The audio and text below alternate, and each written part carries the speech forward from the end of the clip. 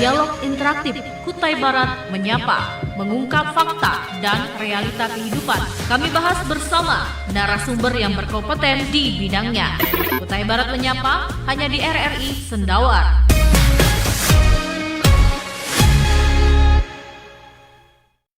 Sebelum kita tanya lebih jauh soal bagaimana sih pemutakhiran data pemilih, mungkin saya ke Pak Ketua KPU dulu. Pak Ketua, apa saja yang saat ini tengah dilaksanakan, tahapan yang saat ini tengah dilaksanakan oleh KPU Kutai Barat ini, khususnya menjelang persiapan pilkada? Terima kasih Pak, dan kami memang sebagaimana dalam peraturan KPU nomor 2 tahun 2024 tentu untuk mempersiapkan penyelenggaraan pilkada tahun 2024 itu semua tahapan tentunya harus dijalankan. Dan yang pertama kami ucapkan terima kasih kepada RRI yang datang ke KPU. Paling tidak kami katakan untuk membantu kami juga mensosialisasikan semua tahapan kegiatan untuk penyelenggaraan pilkada tahun 2024. Sebagaimana yang Bapak tanya tadi, sampai di mana sudah kegiatan tahapan kita. Jadi tahapan kegiatan untuk pilkada tahun 2024 sampai pada hari ini yang sudah kita lakukan adalah mulai dari pembentukan PPK, kemudian kita pembentukan PPS, kemudian kita sudah melaksanakan kegiatan yang berkaitan dengan pemenuhan pencalonan perseorangan, dan itu sudah kita lakukan di verifikasi administrasi, dan pada tanggal 18 Juni tahun 2024 itu sudah kita selesaikan dengan hasilnya memenuhi syarat untuk dilanjutkan kepada tahapan verifikasi faktual.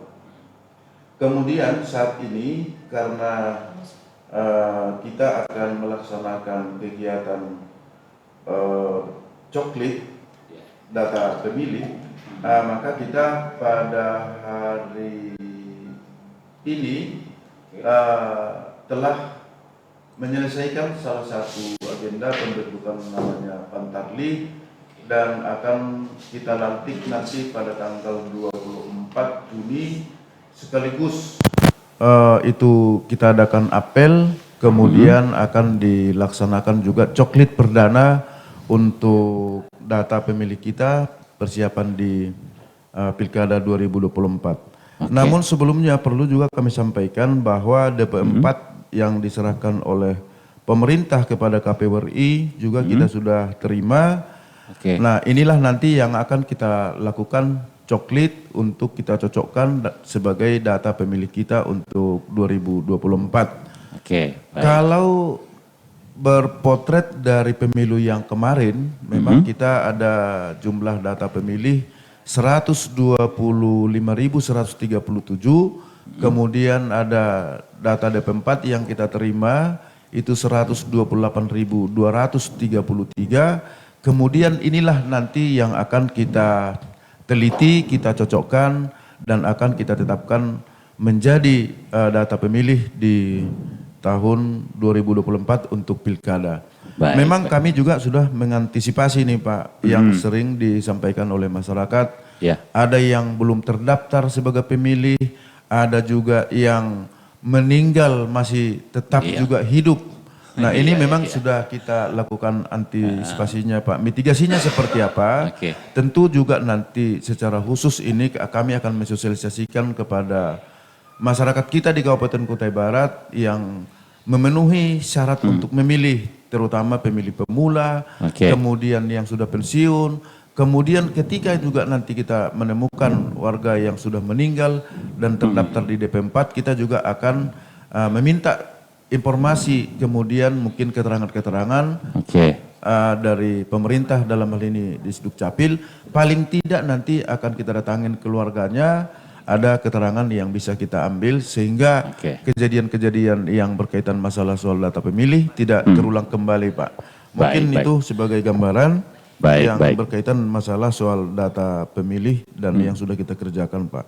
Kemudian juga mungkin ada perlu saya tambahkan, karena kita di Kabupaten Kutai Barat masih ada sisa PR di 2024 kemarin itu berkaitan masalah soal PHPU, Pak. Ada PHPU, di iya. TPS 03 Linggang Melapeh, Kecamatan Linggang Bigung yang menjadi lokus yang diajukan oleh pemohon dari Partai Demokrat. Kemudian juga ada 3 TPS lokus yang ada di Bentian Besar. Maka dalam waktu dekat juga kita akan melaksanakan rapat koordinasi dan ini akan kita buka kepada stakeholder juga karena kemarin kita juga mendapatkan informasi di telepon teman-teman. Ada anggapan bahwa hasil pemilu yang kemarin itu diulang sampai kepada DPRD. Jadi perlu kami tegaskan dan kami sampaikan kepada publik, kepada masyarakat kita di Kabupaten Kutai Barat bahwa yang diulang itu hanya pada pemilihan DPR RI. Ini sangat penting sekali, Pak. Kita diulang informasikan. penghitungannya atau diulang pemungutan suaranya, Pak? Penghitungannya, Pak. Penghitungannya yang diulang.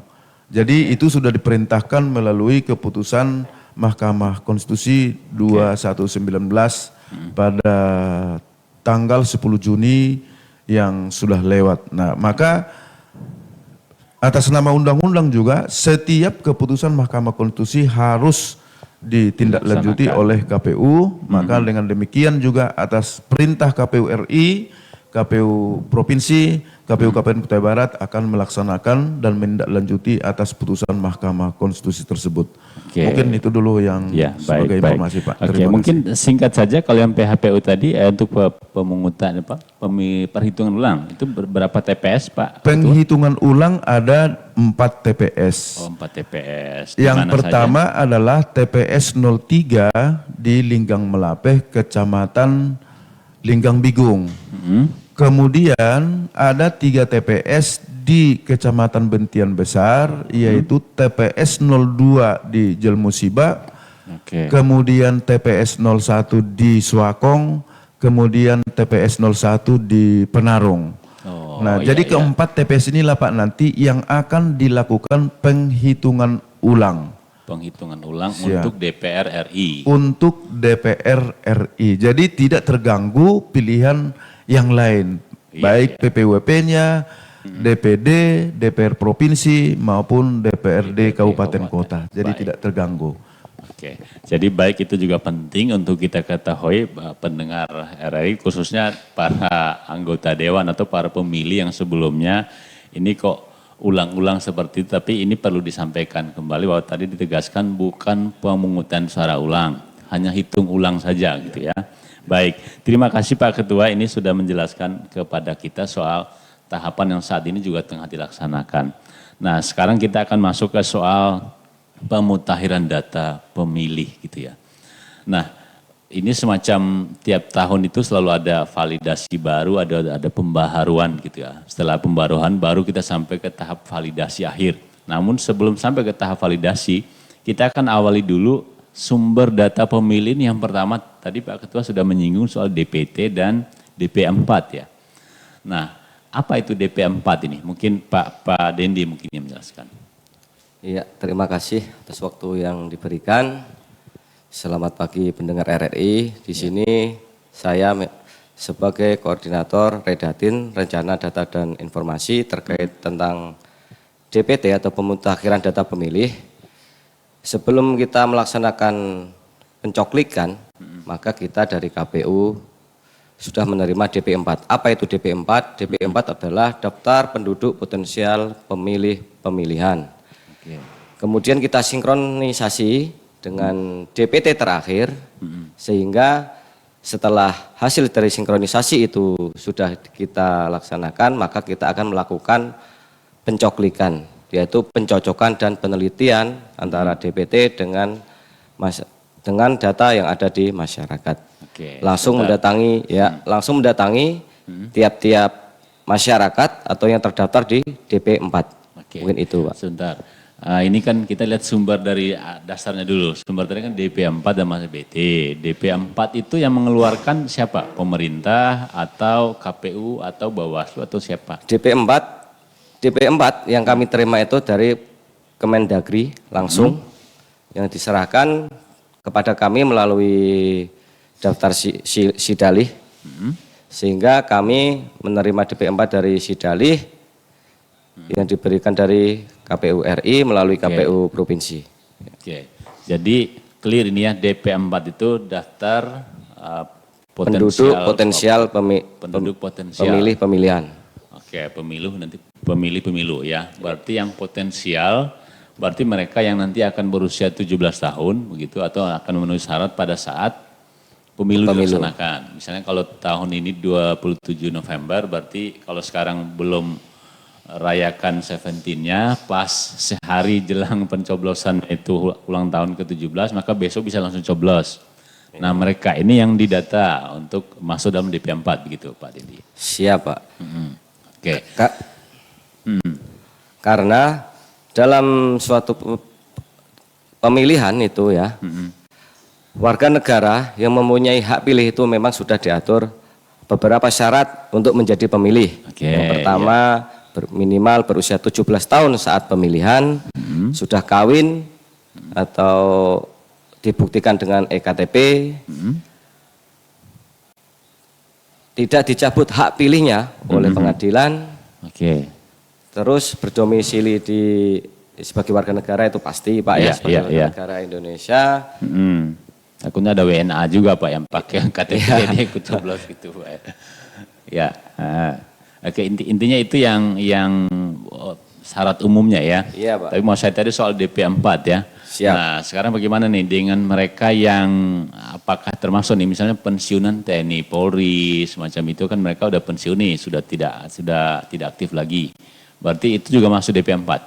Iya Pak, karena dalam persyaratan untuk menjadi pemilih itu salah satunya adalah bukan anggota TNI atau Polri.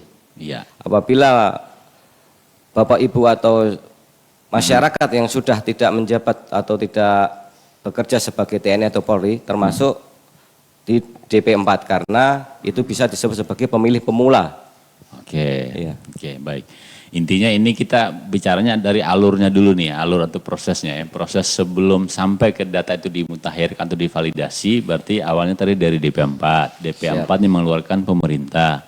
DP4 ini adalah data potensial pemilih-pemilu yang diterima KPU dari pemerintah, bukan dari KPU. Oke, kemudian dari DP4 tadi ditambah dengan DPT. Kalau DPT penyandingan DPT terakhir pada pemilu terakhir. Oke, ini kebetulan di samping kita masih tercatat itu di ruangan ini 125.137. Berarti berapa selisih di DP4 sama DPT ini? Untuk DPT dan DP4 sekarang DPT yang pemilu tahun 2024 untuk pemilu itu 125, 137 yang sekarang ini adalah 128, 233. Ya, sekitar 3.000-an lah itu.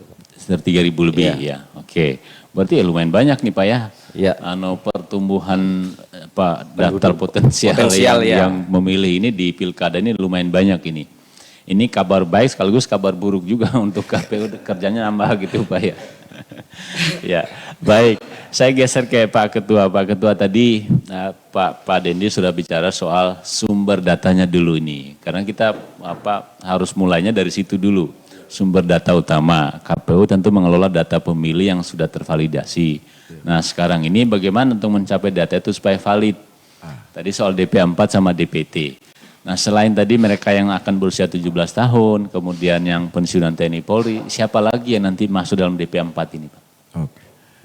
Terima kasih Pak. Jadi apa yang sudah disampaikan oleh Pak Dendi tadi, tentu memang kita harus berbicara dari sumber data dulu. Jadi sumber data yang kita terima adalah dari DP4, kemudian tentu juga kita akan memperhatikan DPT terakhir yaitu DPT pemilu, itu tadi ada selisih kurang lebih 3.000-an, maka nanti inilah yang akan dilakukan pencoklitan, pencocokan dan penelitian pertama yang DP4 maupun sandingan DPT yang terakhir itu. Kemudian dalam perjalanannya tentu akan ada yang namanya pemilih pemula. Nah, yang sekolah, kemudian yang pensiunan dari TNI maupun Polri, ini akan nanti dicatatkan di dalam potensial pemilih, Potensial Pak. pemilih. Nah, ketika dokumennya memang sudah lengkap, nanti ini Pantarlih sudah selesai, akan dilakukan rekap, kemudian akan kita simpulkan apakah hasil coklit terutama pada pemilih pemula tadi itu memenuhi persyarat untuk jadi pemilih. Kemudian begitu juga yang sudah sampaikan di awal tadi, dimungkinkan juga ada pengurangan. Nah, pengurangan itu dimungkinkan karena ada yang meninggal, kemudian juga mungkin ada yang pindah.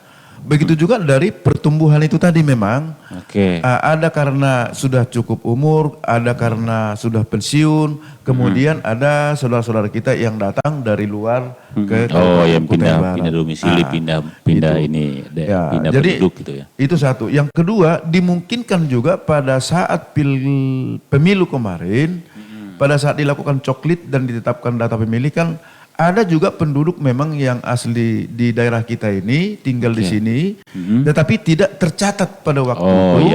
Kemudian pada saat dilakukan coklit nanti dia bisa ditemukan dan itu akan dicatatkan menjadi potensial.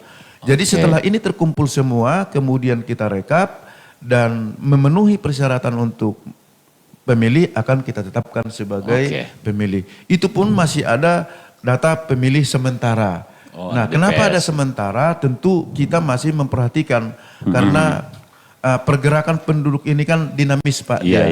Jadi nanti kalau misalnya langsung kita tetapkan sebelum kita diawali dengan pemilih sementara, nanti sudah akan menjelang pemilu baru kita tetapkan. Kalau itu langsung kita tetapkan, tentu akan berimbas kepada ada mungkin pengurangan dan ada penambahan dari jumlah data pemilih. Jadi itu makanya kita juga untuk melakukan bimbingan teknis kepada Pantarlih kita harus betul-betul memahami apa saja yang harus dikerjakan, bagaimana mereka harus bekerja, komunikasinya kepada pemerintah kampung. Karena penduduk itu kalau kita lihat kan sasaran kita itu ada di kampung-kampung. Kalau hanya di kecamatan mungkin itu hanya tidak seberapa, tetapi kita pusatkan ini di kampung-kampung. Maka kita harapkan dari KPU, dari PPK untuk dilakukan monitoring sehingga nanti kinerja daripada Pantarlih itu betul-betul memang menyisir semua, mencatat semua yang berkaitan dengan pendataan ini tadi, Pak. Sehingga pada saat di pilkada nanti pada tanggal 27 kita tidak lagi membicarakan kenapa yang hidup sudah mati, yang mati jadi hidup. Kenapa pertumbuhan di sini kok sangat besar. Jadi kalau sudah kita lakukan semuanya kegiatannya, tentu harapan kita dari data pemilih ini bisa mencapai sampai 90% lah begitu. Sudah lebih sempurna dibandingkan dengan pemilu maupun pemilihan dari tahun-tahun sebelumnya. Baik. Terima kasih Pak Rintan untuk menegaskan kembali tadi soal DP4 tadi ada tambahan, termasuk misalnya saya tadinya milihnya di Samarinda, terus mau pilkada ini saya pindah misalnya di PNS di sini atau bertugas di sini yang akan domisili tetap di sini, warga di sinilah. Itu juga masuk jadi potensial pemilih. Iya, Pak. Gitu. Nah, berarti misalnya ini karyawan-karyawan perusahaan semacam itu yang selama ini mungkin mereka sudah lama bekerja di sini bahkan sudah warga di sini tapi belum terdata, ini mestinya juga ikut proaktif masuk dalam DP4 ini. Jadi bagi karyawan-karyawan perusahaan di perusahaan manapun, apakah di tambang, di batu di sawit atau apapun itu, Pak. Yang jelas memang harapan kita kalau mau berperan serta untuk memilih di sini, tentu harus mengurus data pribadinya itu menjadi warga Kabupaten Kutai Barat. Karena apa? Karena coklit ini juga harus kita lihat nanti dari data KTP-nya, KTPL. Ketika memang tidak sesuai bahwa ada berkeinginan untuk memilih, kita akan berikan pelayanan. Tapi dari KTP-nya kan kita bisa akan lihat. Kalau misalnya KTP-nya itu berasal dari Balikpapan atau dari daerah Kutai Barat, tetapi masih di wilayah Kalimantan Timur, tentunya juga memilih di Kutai Barat boleh. Dengan catatan nanti akan menjadi pemilih pindah. Karena apa? Karena memang dapil untuk pemilihan gubernur kan tentu Kalimantan Timur. Kemudian kalau untuk memilih di Kabupaten Kutai Barat tentu dapilnya itu semua kecamatan yang ada di Kabupaten Kutai Barat. Maka kita harapkan memang ya dari manajemen perusahaan lah kami minta nanti supaya bisa membantu juga penyelenggaraan pilkada baik gubernur maupun pemilihan bupati dan wakil bupati di Kabupaten Kutai Barat. Karena apa? Ini demi kepentingan kita bersama sebenarnya untuk menentukan pemimpin kita, kondusifnya suatu daerah kita, tentu kerjasama semua pihak di sini. Jadi ini harapan kami dari KPU Pak yang bisa menopang, mendukung, memberikan masukan kepada KPU sehingga nanti khususnya masalah soal data pemilih ini tidak lagi menjadi perbincangan-perbincangan yang dianggap masih sangat kurang. Begitu. Iya betul, daripada nanti kita teriak-teriak di mau menjelang pemilu, teriak-teriak ini ya para kandidat, mungkin masyarakat di sini atau apa pemilih yang tidak terdaftar, daripada kita teriak-teriak nanti dekat pemilu, mending dari sekarang aja kita teriaknya gitu. KPU saya belum masuk ini. Ini anggota saya ini, mereka mau milih di sini gimana syaratnya? Mestinya dari sekarang ini. Nah, maka itulah kita coba memfasilitasi kalau selama ini mungkin yang ya dianggap seolah-olah ini kerjanya KPU begitu ya. Padahal media massa, pemerintah, kemudian para partai politik, calon-calon mestinya juga ikut berpartisipasi. Mestinya kalau misalnya, terus soalnya yang paling tahu banyak soal dia ini tidak memilih dan tidak kan masyarakat di luar yang di daerah situ gitu ya. Nah sekarang kita tadi datanya sudah clear nih, berarti sumbernya dari DP4 tadi ada beberapa yang masuk kategori tadi, mulai dari yang usia 17, yang pensiunan, yang pindah domisili, pindah alamat ke sini. Nah itu sumber datanya. Sekarang ini kita masuk soal prosesnya gitu ya. Proses untuk menjadi data itu supaya dimutakhirkan. Nah tadi Bapak sudah sebut ada saat ini sudah pertanggal hari ini ya Pak ya, tanggal hari ini tadi pembentukan Pantarlih ya. Panitia Pemutakhiran data pemilih ya, Pantarlih. Nah, untuk Pantarlih ini mungkin Pak Muhtar mungkin bisa ditambahkan dulu ini soal Pantarlih ini. Nah, tadi Pak Dendi sama Pak Ketua sudah menjelaskan. Pak Muhtar mungkin bisa ditambahkan ini Pantarlih yang kita butuhkan tahun ini berapa banyak dan proses untuk perekrutannya seperti apa? Apakah sudah memenuhi kuota yang diinginkan? Nanti kita saling melengkapi saja. Sudah memenuhi kuota yang diinginkan KPU berapa banyak dan akan bertugas di mana saja, sejak kapan mereka mulai bekerja nih? Baik, terima kasih. Ya, sampai saat ini kita sudah melakukan proses rekrutmen Pantarlih. Kemudian di acuannya untuk beberapa TPS apabila jumlah pemilihnya. Ya, saya coba breakdown dulu. Jadi untuk pilkada ini maksimal untuk satu TPS itu adalah 600 pemilih. 600 pemilih. Nah, kemudian angka di dalamnya kita bagi dua. Nah, bagi dua ini untuk TPS-nya yang angkanya pemilihnya lebih daripada 300, kita rekrut 2 orang Pantarlih. Lebih 400? 400 2 orang. 2 orang. Lebih dari 400 gitu ya. Jadi 400. Nah, kemudian yang di bawahnya itu kita cukup 1 orang. Nah, sampai hari ini itu masih hanya sekitar 3 atau 4 kampung yang belum terpenuhi. Oh iya. Dan kemudian nanti akan kita lantik di tanggal 24 sekaligus itu juga BIMTEK-nya di sana, kemudian kita gelar apel kesiapan di tanggal itu, kemudian itu juga kita juga akan melakukan coklit serentak termasuk beberapa tokoh-tokoh masyarakat di masing-masing tingkatan baik kabupaten maupun kecamatan, terutama ya public figure kita seperti Pak Bupati, Wakil Bupati, Sekda, Ketua Dewan nanti akan kita coba datangi. Seperti itu. Itu kalau mengenai kesiapan Pantarlih. Oke, baik. Oke. Kemudian saya kembali ke Pak Dendi nih. Pak Dendi tadi Pak Muhtar sudah menyebut soal ini Pantarlih ini ternyata sudah ya hampir 100% lah sudah terdaftar semua, mendaftar gitu ya. Siap. Nah, kan jumlahnya tadi 400 orang per TPS, 600 ya maksimalnya ya. Kalau kemarin 500 ya kalau pemilu kemarin satu TPS 300. Paling tinggi 300 orang per TPS karena jumlah surat-suaranya sampai 5. Kalau ini kan cuma 2. Makanya jadi 600. Berarti jumlah TPS kita berapa banyak untuk pilkada? Ya, terima kasih untuk kita informasikan kepada semua pendengar RRI bahwa pemetaan TPS yang ada di Kutai Barat untuk pemilu pilkada ini, untuk pemilihan pilkada yaitu berjumlah 320 TPS 320. dengan kebutuhan pantarlih yang kita gunakan untuk pencoklikan nanti yaitu 492 pantarlih, Pak. Oh, 492. Iya, Oke, berarti ini sudah dipetakan ya, Iya. TPS mana saja yang harus 2, yang mana yang 1 gitu ya. Ya, kenapa jumlah antara pantarlih dengan TPS itu berbeda? Sudah dijelaskan oleh Pak Mukhtar tadi bahwa di dalam TPS apabila yang jumlah pemilihnya lebih dari 400 adalah 2 pantarlih. Sedangkan untuk yang di bawah, yang 400 ke bawah adalah 1 pantarlih. Oke, Iya. baik. Jadi sekarang kita masuk soal tugasnya seorang pantarlih. Masih terkait dengan pemutakhiran data pemilih. Tadi sudah muncul DPT, DP4. Setelah DP4 nanti diverifikasi lagi oleh mereka ini yang namanya coklit tadi, pencocokan dan penelitian. Nah pertanyaannya apakah hanya yang coklit ini tadi hanya yang DP4 atau termasuk yang di DPT itu juga dicoklit ulang Pak? Siap. Untuk pencoklitan itu Pak, itu kan pertama memang kita berdasarkan DP4. Itu yang pertama. Tapi kalau di lapangan nanti kita ketemu atau beberapa masyarakat yang belum terdaftar di DP4, bisa kita masukkan sebagai pemilih pemula.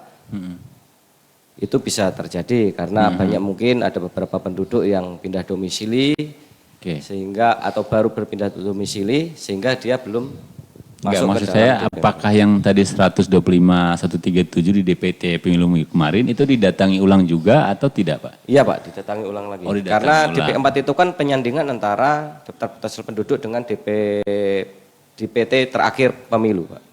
Oke. Iya. Oh iya. DP4 tadi sumbernya dari DPT sama Terakhir dan potensial pemilih. Oke, baik.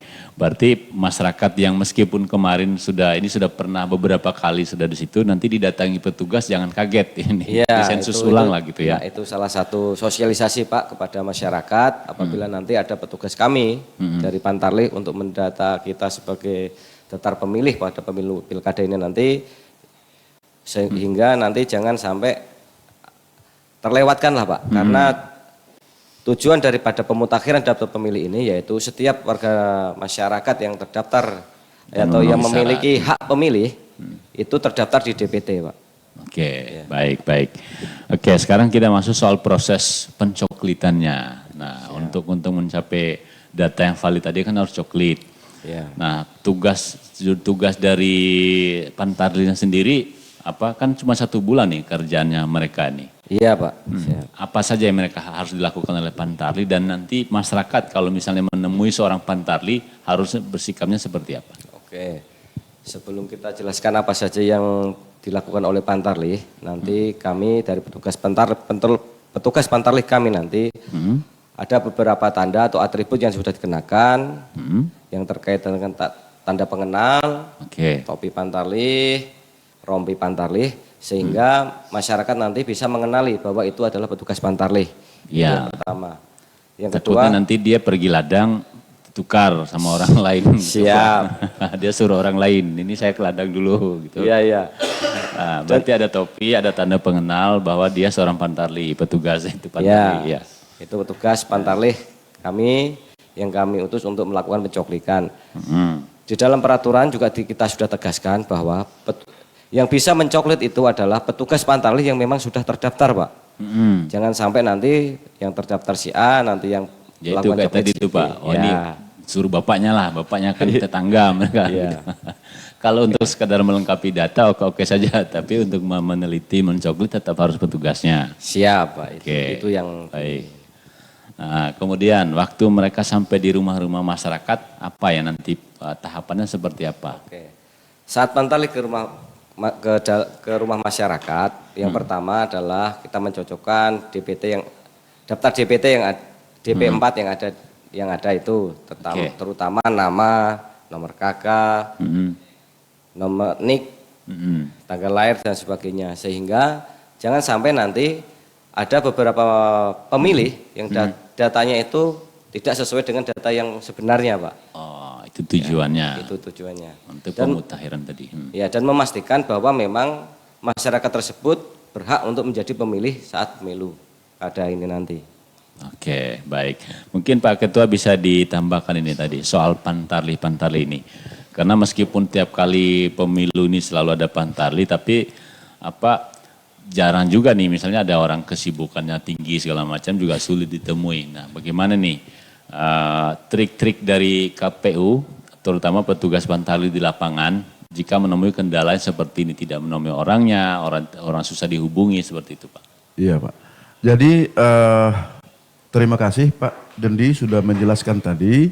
Saya tambahkan, memang tugas daripada pantarlih itu bukan hal pekerjaan yang kita katakan mudah memang. Tantangannya besar itu. Iya, ya, terutama itu tadi yang berkaitan apabila pantarlih pertama dia harus menunjukkan identitasnya dulu.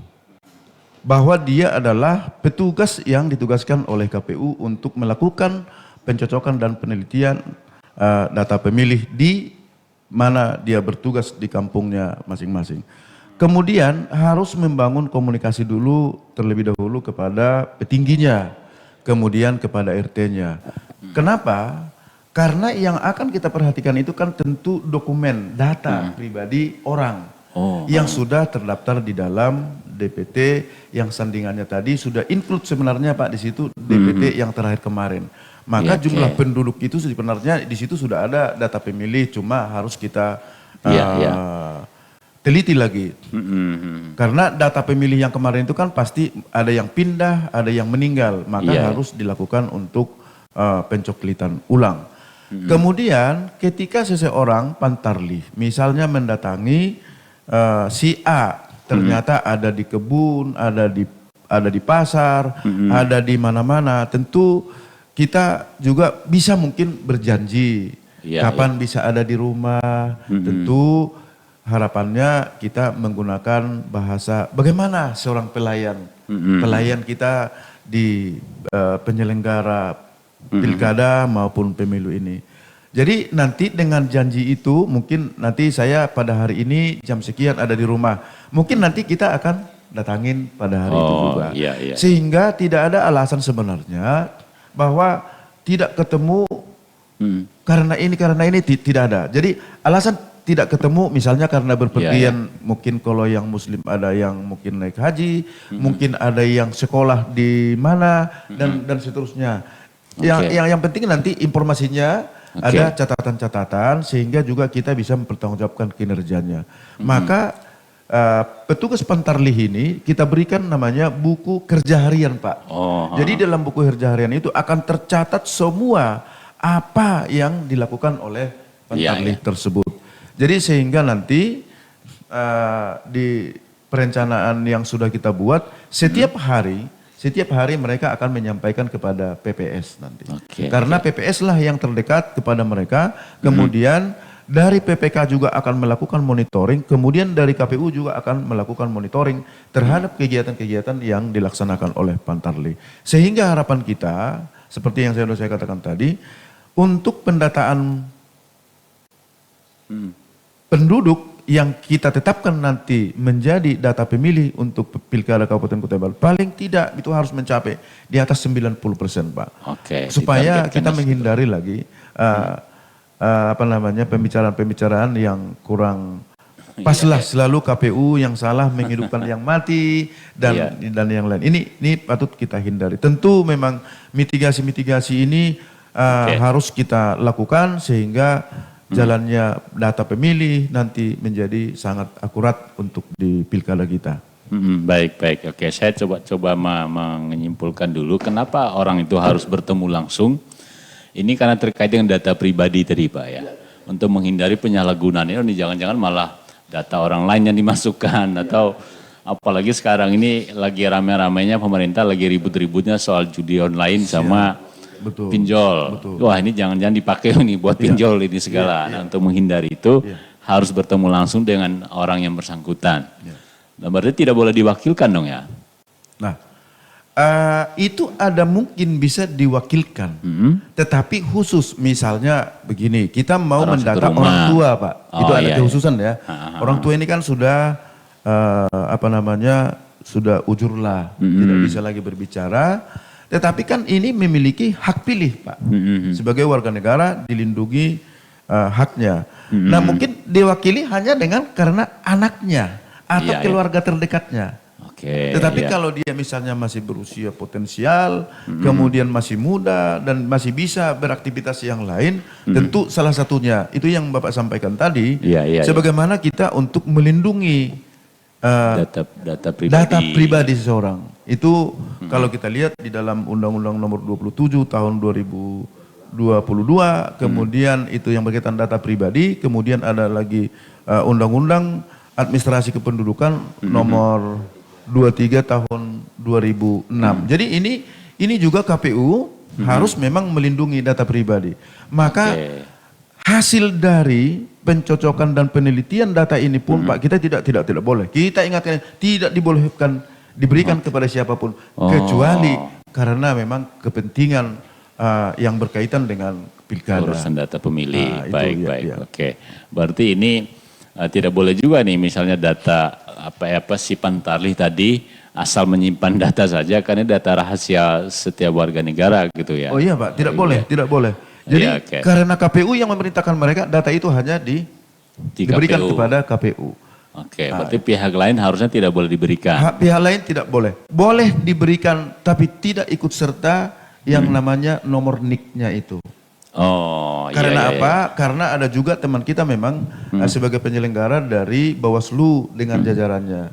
Tetapi data khusus pribadinya termasuk masalah NIK-nya, tetapi yang kita berikan nanti tentu juga mungkin masalah jumlah. Iya.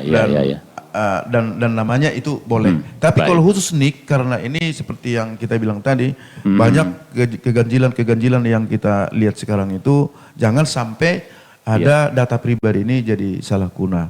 Mungkin itu Pak. baik. Jadi antisipasi yang kita lakukan. Baik, oke. Jadi makin terang ini seperti apa sih proses pemutakhiran data pemilih tadi, sudah mulai dari DP4, DPT, DP4, masuk ke proses verifikasi ada namanya petugas namanya Pantarlih pemutakhiran. Mereka akan coklit datangi dari rumah ke rumah semacam sensus ketemu dengan orang-orang. Kalau misalnya sampai pada akhirnya mereka tidak bisa ditemui, apakah boleh misalnya dikonfirmasi via telepon seperti itu Pak Ketua? Kalau memang sama sekali tidak bisa ketemu, itu harus fakta itu dulu Pak.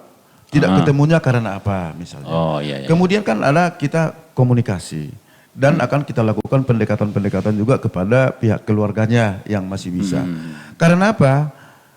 Kalaupun sama sekali juga di telepon kita tidak berani untuk mengatakan bahwa itu tidak memenuhi hak untuk pemilih. Siapa tahu nanti pada saat hari H, apalagi dia sudah terdaftar di dalam DP4-nya, atau apalagi dia sudah terdaftar sebagai DPT misalnya pada pemilu yang lalu, akhirnya pada saat kita lakukan coklit untuk pilkada tidak ketemu, kita tidak serta-merta langsung men-TMS. Oh, tidak boleh langsung Kenapa? mencoret begitu. Kenapa? Alasan apa bagi kita untuk men-TMS kan? Iya. Kan belum ada Pak. Tidak ketemu, informasi belum ada. Karena apa? Sangat banyak terjadi, tidak ketemu pada saat coklit, tapi dia terdaftar di dalam DP4, kemudian pada hari H datang. Maka nanti pada saat hari H pelaksanaannya, dia akan masuk nanti dalam DPK. Oh, daftar pemilih khusus. Masuklah dia daftar pemilihan Pemilih khusus. khusus. Karena dia mampu menunjukkan KTP-nya. Iya. KTP dan di wilayah Kabupaten Kutai Barat. Oke, berarti jadi nanti ini- yang menentukan dia memenuhi syarat dan tidak memenuhi syarat bukan saat tidak ditemui gitu ya. Tidak semuanya berdasarkan itu. Oke. Tidak semuanya. Tapi Baik, kalau baik. tidak ketemu pun tidak serta-merta kita mengatakan bahwa itu TMS gitu. Begitu Baik. juga yang pindah. Kecuali misalnya dibuktikan dengan kepindahan. Dan itu pun akan kita cek di dalam DPT online ya. Dan itu nanti akan kita cek juga di sana. Jadi pergerakan juga dari data data pemilih juga akan kelihatan begitu Pak. Baik. Oke. Kemudian ini menuju penghujung program dialog kita siang ini. Saya ke Pak Muhtar dulu nih. Pak Muhtar, kalau belajar dari pemilu-pemilu sebelumnya, termasuk pemilu terakhir kemarin, waktu Pak Muhtar juga masih di Bawaslu dan juga yang mengawasi teman-teman penyelenggara, apa sih yang paling sering ditemui terkait dengan data pemilih ini? Ya, baik. Yang paling banyak ditemui adalah artinya tentang terutama untuk beberapa daerah-daerah itu orangnya yang tidak ada. Orangnya tidak ada tapi datanya ada, dan hal ini ya sebenarnya menjadi dilematis. Di sisi lain secara fakta kita tidak berhasil menemukan warga yang dimaksud. Warga yang dimaksud cuma dari sisi administrasi kependudukan yang bersangkutan itu masih di wilayah setempat. Nah ini karena basic datanya adalah dari Capil, artinya secara resmi yang bersangkutan itu secara administratif berdomisili di tempat itu, dan itu memang tidak bisa kita ganggu gugat. Jadi ya bagaimanapun orang itu tetap kita nyatakan sepanjang belum ada surat keterangan pindah atau misalnya meninggal. Iya. Itu. Jadi itu yang menjadi kendala kita. Yang sering terjadi gitu ya, Pak. Yang sering terjadi.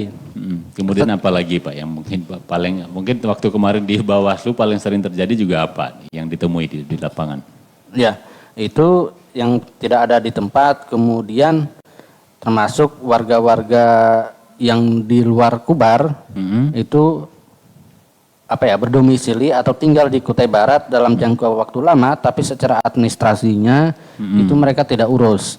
Sehingga ini yang jadi agak-agak bermasalah, sehingga ada terkesan kita tidak melakukan pendataan. Tapi sebenarnya termasuk yang pada hari nantinya akan berdampak pada hari H-nya tidak mendapatkan undangan, padahal yang bersangkutan secara administrasinya belum pindah. Ada yang dari Jawa, ada yang dari Sulawesi, apa segala macam. Nah ini juga yang jadi permasalahan. Sehingga kita berharap untuk beberapa warga tanda kutip yang pendatang agar segera mengurus administrasinya untuk melakukan perpindahan. Sehingga ini juga memudahkan kita untuk melakukan pendataan, sehingga hak-hak dia sebagai warga negara juga bisa kita berikan. Baik. Baik ya, terima kasih Pak Muhtar. Kemudian ini Pak Ketua, saya kembali lagi Pak Ketua ini tadi. Apa sih yang perlu juga diketahui oleh masyarakat dan apa juga yang harus mereka lakukan manakala kalau misalnya saat petugas ini datang kemudian sampai menjelang pemilu untuk memastikan mereka sudah terdaftar apa belum sebagai pemilih Pak? Oh iya, terima kasih Pak. Jadi yang pertama kami mohon kepada masyarakat kita yang ada di Kabupaten Kutai Barat, ketika nanti ada pantarlih yang datang ke tempat Bapak dan Ibu sekalian, saudara-saudara sekalian, yang pertama perlu dilihat di situ masalah soal identitasnya. Apabila mereka memang berkaitan dengan masalah berkaitan untuk pencoklitan, kami minta mungkin sangat direspon oleh masyarakat sehingga nanti data pemilih kita bisa lebih baik dan memastikan agar penduduk yang ada tertuang di dalam DP4 itu betul-betul memang tercatat sebagai yang dapat kita coklit sebagai data pemilih tetap nanti untuk pilkada, gubernur maupun pilkada pemilihan bupati dan wakil bupati 2024. Kemudian ada yang kita temukan memang di lapangan, kadangkala bisa juga karena kesibukan masyarakat sehingga seolah-olah kurang respon.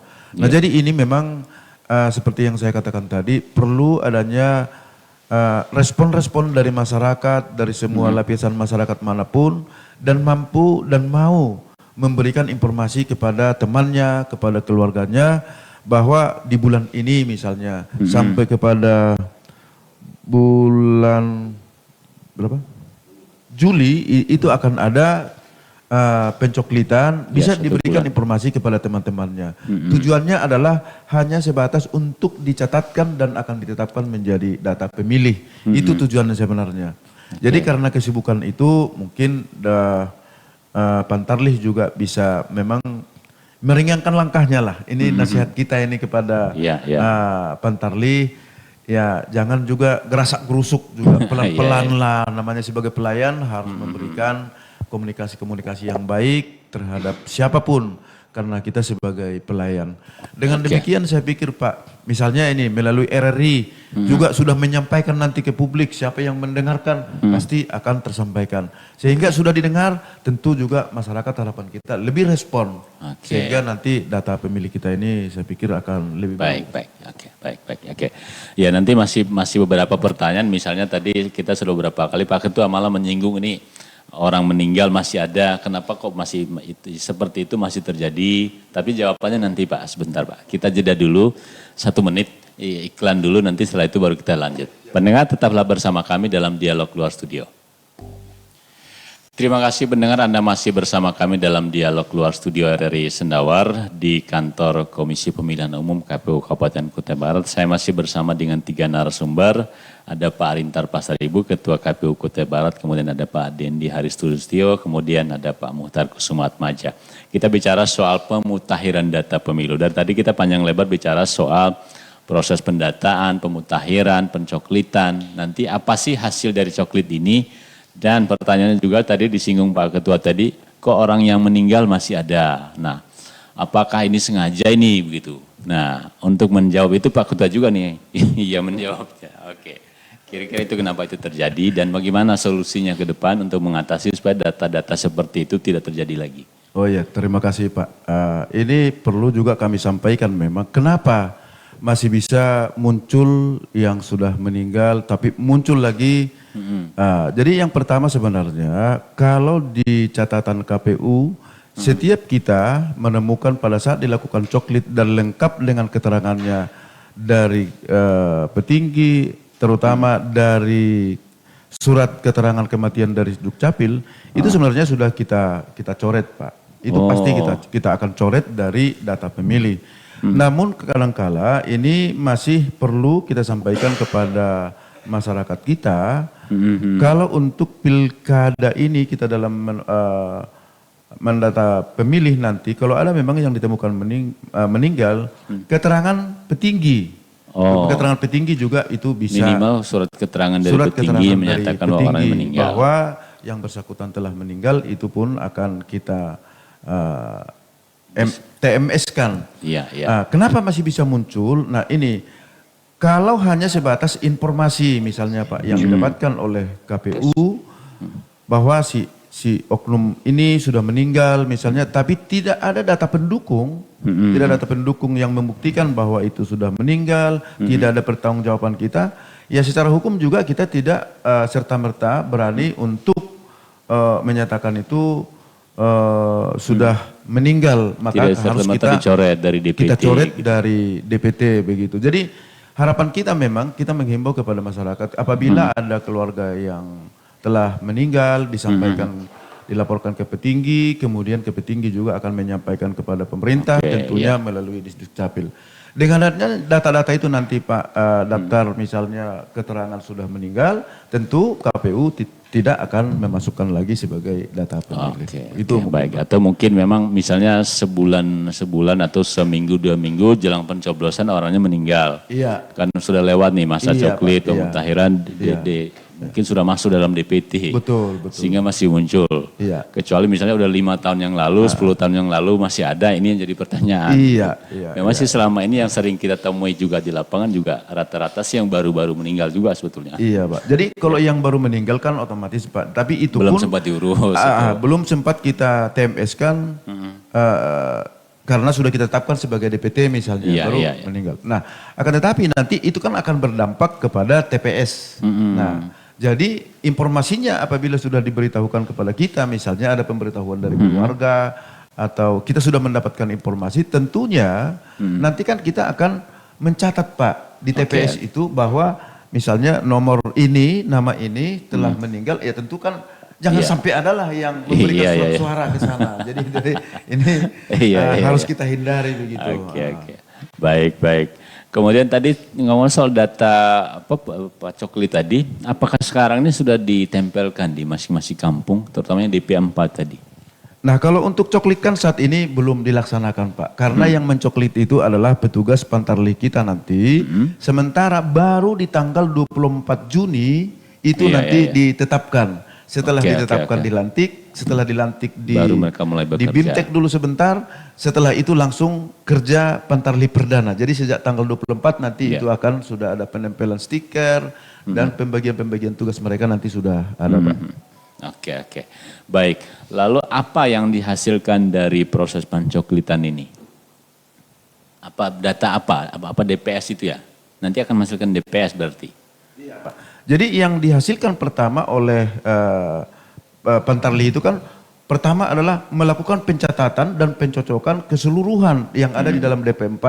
Ditambah dengan kalau ada data-data misalnya yang kita katakan tadi ada pemilih pemula, ada yang meninggal. Ini kan akan ketemu nanti semuanya, Pak. Setelah ini ketemu, kita tetapkan dulu untuk data pemilih sementara. Oke, Nah, berarti itu nanti bulan ada periodenya lagi akan kita lakukan lagi pemutakhirannya.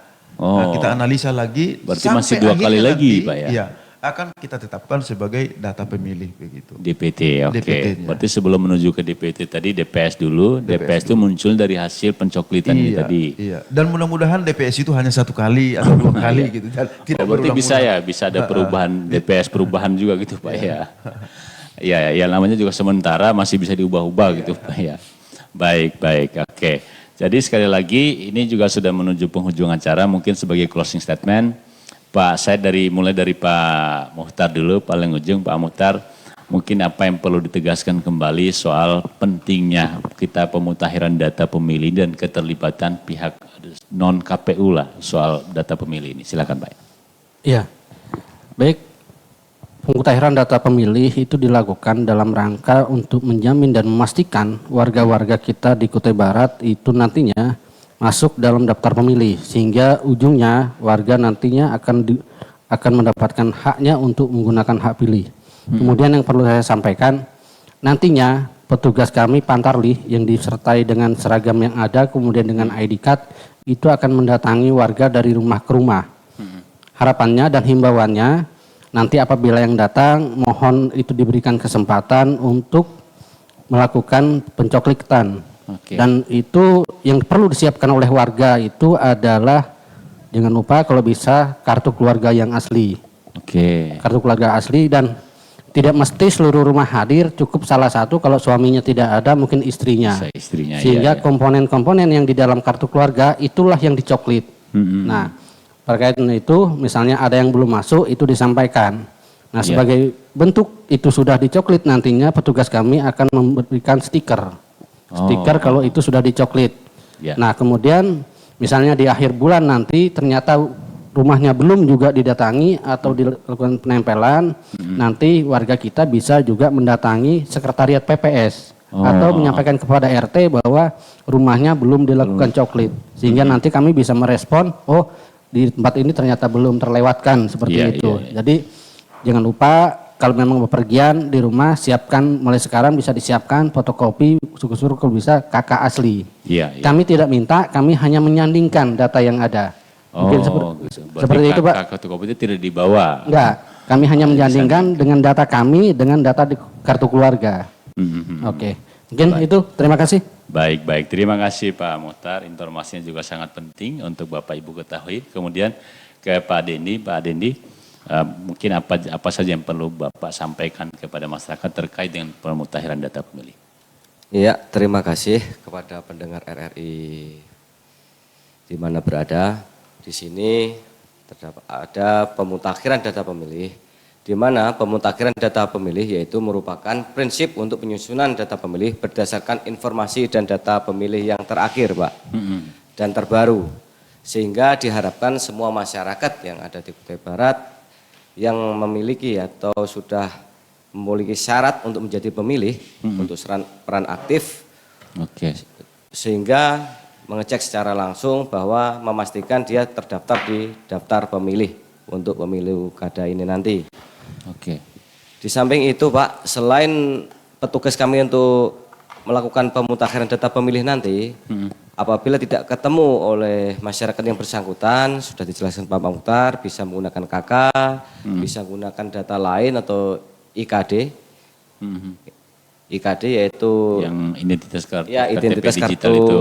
digital, dan memastikan bahwa data yang terdaftar antara di KTPL dan dan daftar A pemilih itu sesuai dengan yang dia miliki, sehingga waktu pemilihan nanti tidak salah, Pak.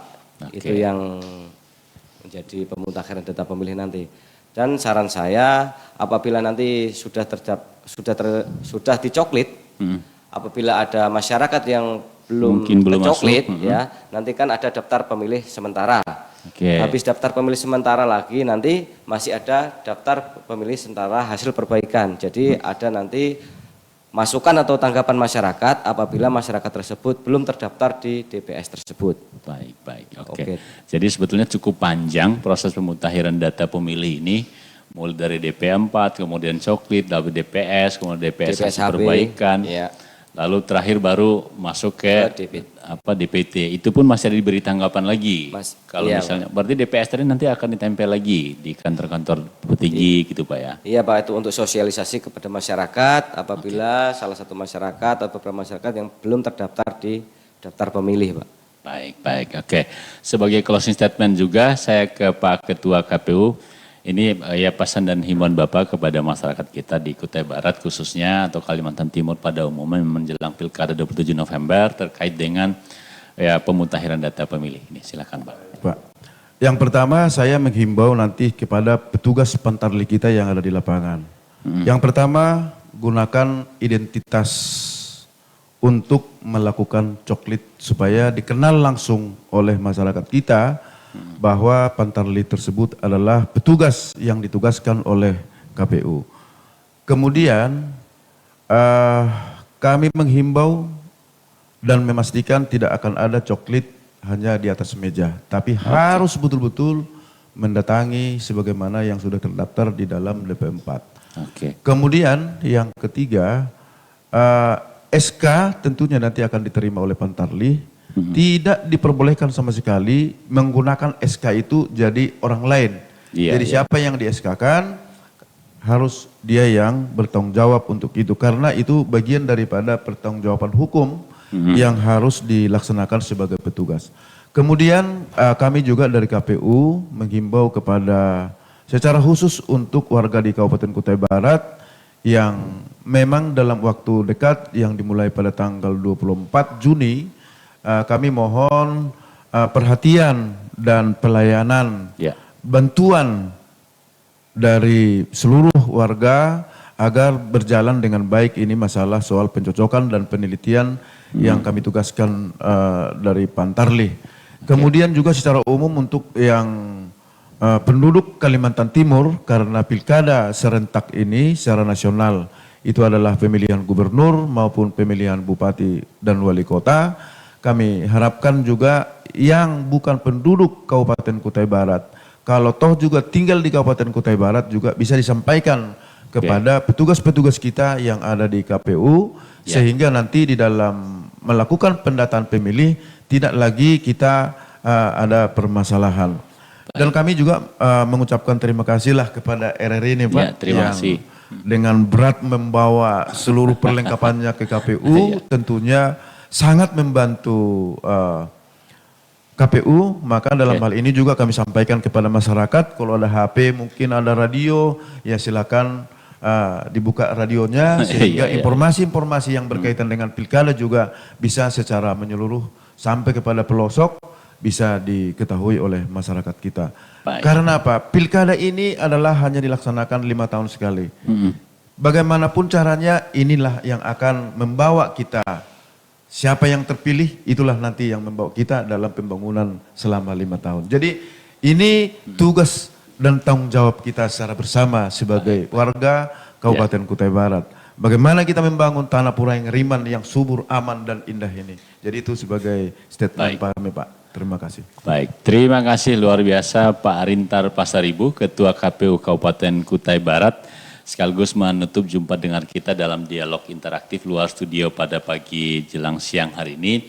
Sekali lagi bicara soal pemutakhiran data pemilih ini, maka semacam integrasi data begitu dari DP4, DPT, kemudian karena seringkali terjadi data di KPU beda dengan data di lapangan atau data yang ada di para pemilih. Sehingga ini seringkali menjadi problem ketika KPU melakukan validasi. Nah, untuk itulah momen atau kesempatan ini kami mengajak masyarakat untuk kita sama-sama mengikuti proses tahapan pemutakhiran ini supaya suatu saat nanti kalau kita tidak terdaftar bagaimana caranya, dan kalau sudah terdaftar apa yang harus kita lakukan. Dan masyarakat Kutai Barat khususnya para pendengar RRI yang mudah-mudahan informasi ini bermanfaat, dan mari kita sebarluaskan juga kepada warga masyarakat yang lain, kepada sanak keluarga kita supaya bisa sama-sama mengetahui informasi penting ini. Akhirnya sampai di sini jumpa dengar kita dalam dialog luar studio. Saya Andreas Trisno dan kerabat kerja yang bertugas mengucapkan terima kasih atas perhatian Anda. Selamat pagi, selamat beraktivitas, dan sampai jumpa. Demikian dialog interaktif Kutai Barat Menyapa.